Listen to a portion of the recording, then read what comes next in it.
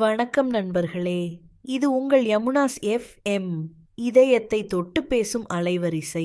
இன்றைய பொன்மொழி: நேரம் மாறலாம், நிலைகள் மாறலாம், ஆனால் நம்பிக்கை இருந்தால் வாழ்க்கை மீண்டும் மலரும்.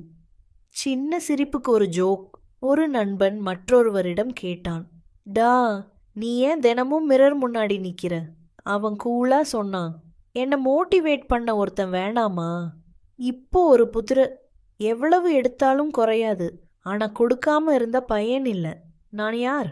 சிறிய யோசனை, பதில் அறிவு. இன்றைய ஊக்கக்கதை: ஒரு வயதான மரத்தடியில் 2 விதைகள் இருந்தன. ஒரு விதை பயந்து கொண்டே இருந்தது. மண் இருட்டாக இருக்கும், மழை அடிக்கும், நான் வெளியே வர மாட்டேன் என்றது. மற்றொரு விதை தைரியமாக மண்ணை உடைத்து வெளியே வந்தது. சூரியனை பார்த்தது, மழையை சந்தித்தது, மெதுவாக பெரிய மரமாக வளர்ந்தது. பல வருடங்கள் கழித்து பயந்த விதை இன்னும் மண்ணுக்குள் இருந்தது. ஆனால் தைரியமாக முயன்ற விதை 1000 பேருக்கு நிழலாக இருந்தது. நண்பர்களே, பயம் நம்மை பாதுகாக்கலாம், ஆனால் முயற்சி மட்டுமே நம்மை உயர்த்தும். இதுவரை கேட்டது உங்கள் யமுனாஸ் எஃப்எம்.